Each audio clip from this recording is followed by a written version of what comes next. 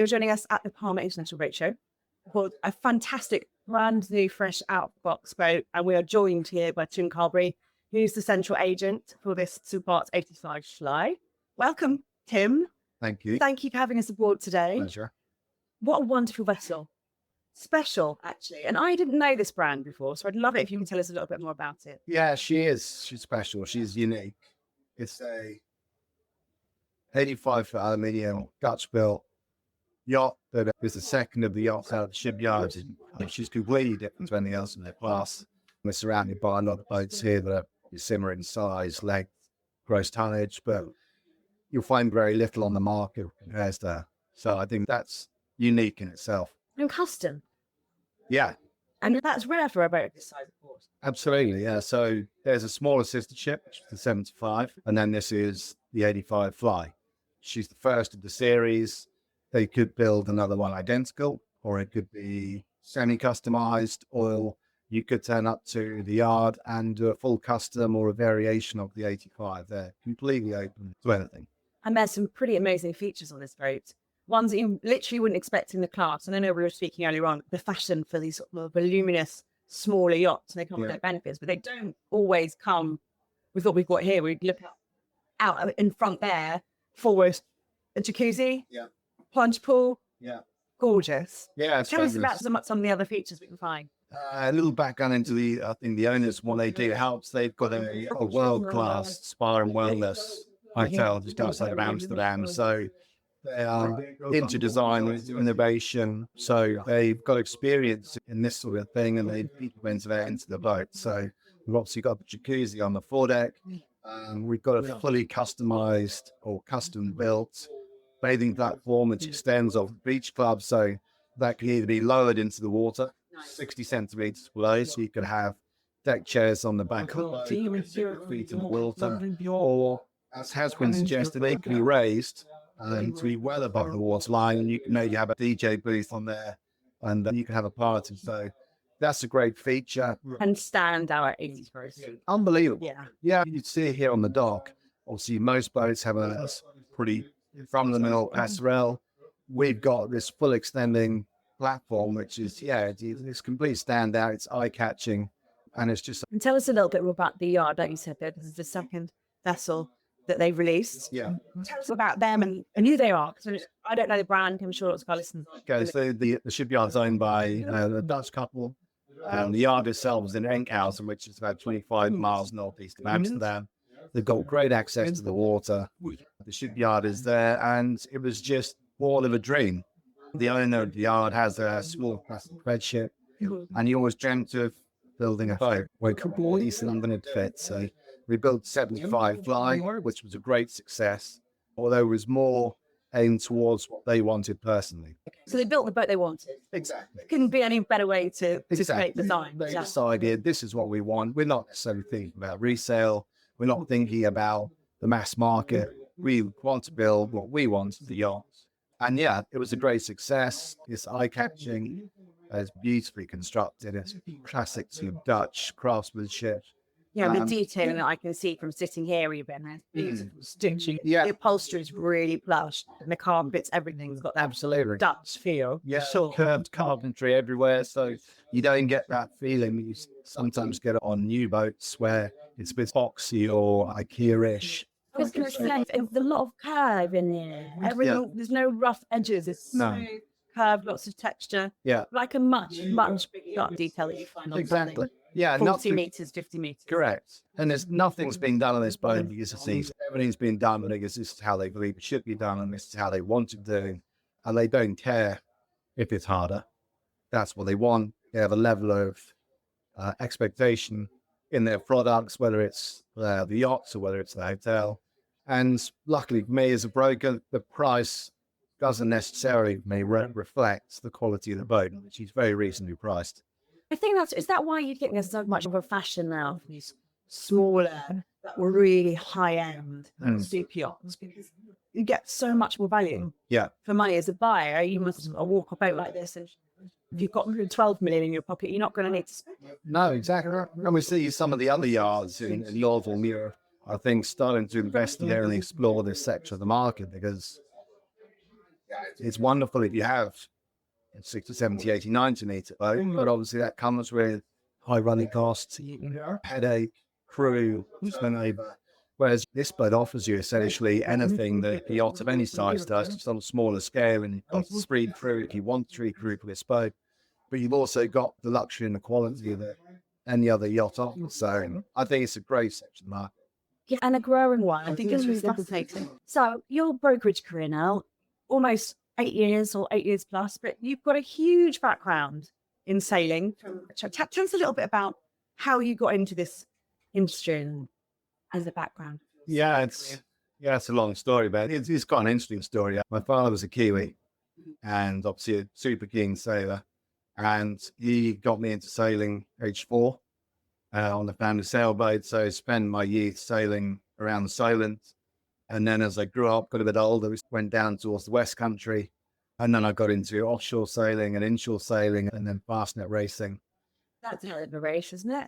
Yeah, it is. Yeah, it is. I did my first one when I was 15. Wow. Yeah. Wow. Yeah. That's a scary business. Yeah, we were pretty fortunate. It wasn't a horrible race. It wasn't a 79 or anything horrible like that. But yeah, it's a great race. It's 15. That's impressive. 15, yeah. And then we had connections to the Whitbread with some friends who were on NZI Enterprise, and they became great family friends and then mentors to me. And they actually suggested to me that I should get into yachting. So I started doing deliveries, race boat deliveries, call quake, that sort of stuff. And then they started telling me about this crazy world down in the Mediterranean, which is the super yacht world, with big sailboats and big opportunities. And a huge difference in the vessels now from then and now, right? Yeah.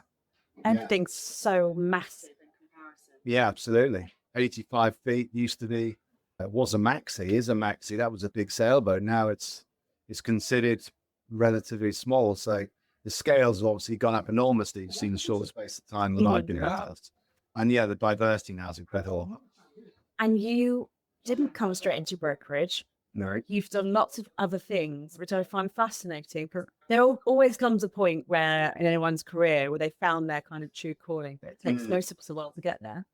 Tell us a little bit about your trajectory. Yeah, mine's a bit of an unusual way. I mean, I think most people go into yachting as crew and then work their way up through, and then as they get on, and maybe they come ashore and go into yacht management or brokerage. But I actually got into yacht management before I got properly into the professional side of yachting. So I went for a corporate service provider in the Isle of Man, Right. and they've got a boutique yacht management division that they were setting up, and they asked me to assist with that because they knew that I had knowledge in the industry, a bit of background. So I started in yacht management in the Isle of Man, and then I moved down to the south of France on boats, and I moved down to Palma on boats, and then I got into brokerage that way.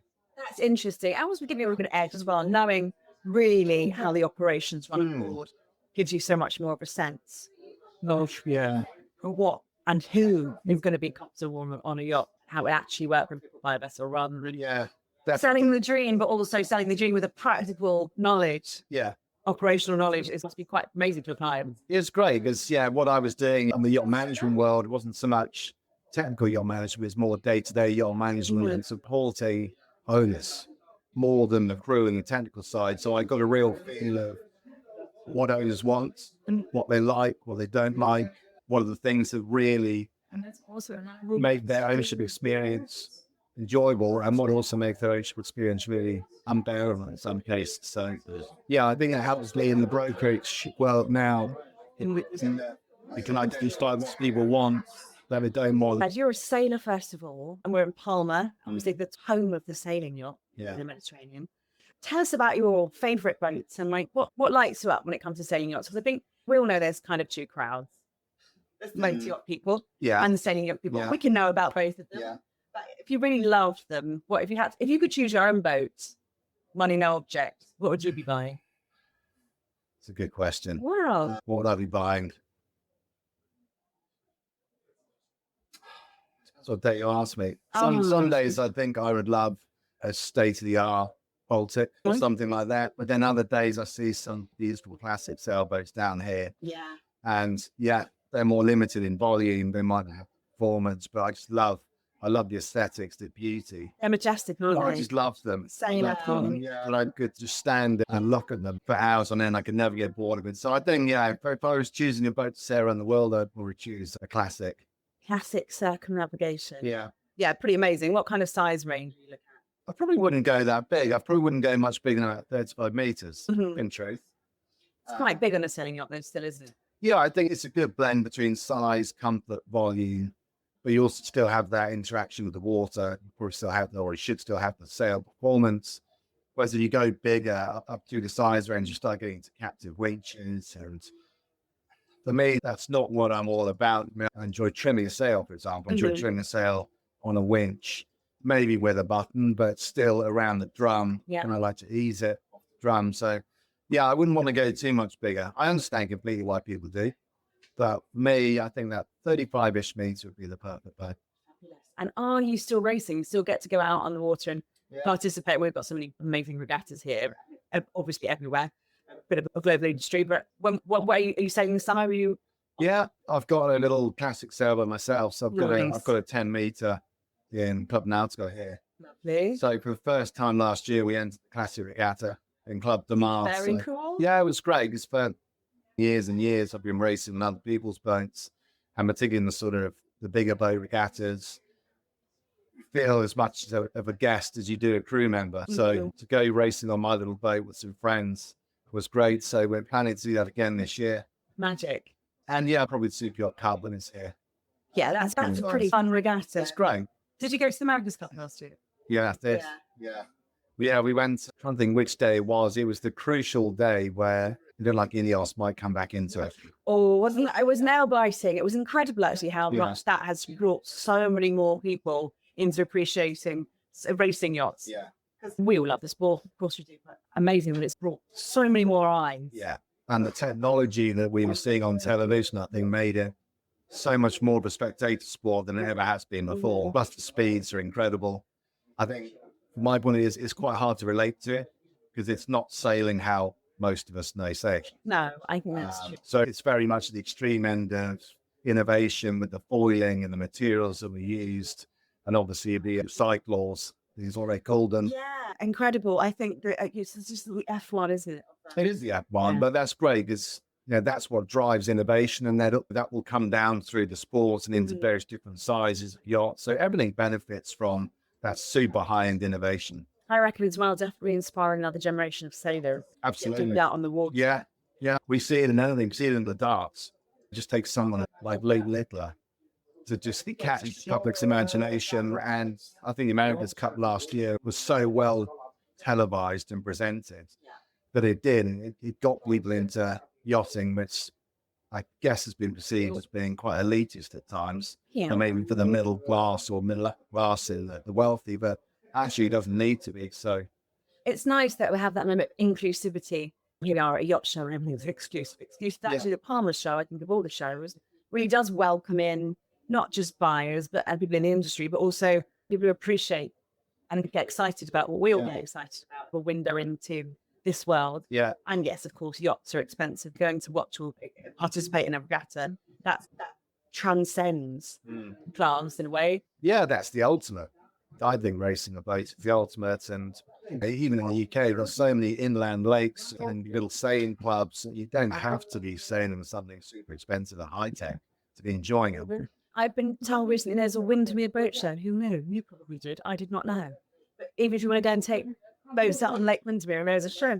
Yeah. It's Stanley. I didn't know there was a Windermere show. There is. I'm not told today, and I hope that's true. I'm sure it is. It would make perfect sense. It's a great piece of water. Yeah, absolutely. I'm in love with this boat. I think it's fantastic. What an amazing quality, and for the size of the yacht, features stand out. Tell us again what we get for this ST-BARTH 85 flight, the standout features. The standout feature in the boat, immediately apparent as soon as you step off the dock onto the boat, which is the platform. The platform gives so much versatility, so much space on that main deck going aft and that beach club area. So that is visually, but also I think physically, one of the biggest features of the boat. Then obviously come from the beach club area, main deck, go down into the main saloon, which is straight into the master cabin. So that essentially gives the master cabin its own deck. So I think that's an incredible feature. And where it's low down in the boat, you don't have the side decks either. So you've got full beam width of the saloon and the masters, and that's an incredible feature. And then obviously as you come up into the boat, you've got a really sociable galley up here on the bridge deck saloon. So that's a feature that I think will appeal to families. Yeah, absolutely. A real sociable boat, a really friendly boat. It's really open plan. Yeah, it is. It's definitely something that you feel the boat's there to be enjoyed. It doesn't feel formal. So I think that's a great feature of the boat. And then obviously as we go up onto the flybridge, that's great. And having brought the boat round from down to Palma last week, you can feel, even at 25 knots, the windscreen on the flybridge is perfect. You're sat there, the wind's deflecting perfectly over you. So that's a great feature. And then obviously the jacuzzi on the foredeck is fabulous. Pretty fabulous. And actually, we didn't mention that this boat moves. You said 25 knots. 28 knots she'll do. That's fast. Yeah, 28 knots she'll do. And then she can cruise economically at 14 knots, which should be burning around 140 litres an hour. So it's a sensible boat. And then obviously compared to the sister ship, we've got the crew cabin for 3, which is another one feature. People may want to use it, people may not want to use it, but if you don't want to use it as a crew cabin, then it's a brilliant fifth cabin, children. So there's a lot of features on the boat. I probably missed a lot of them as well, but it keeps coming at you, this boat. Yeah, absolutely. It really does. So much your money, so much value. Yeah.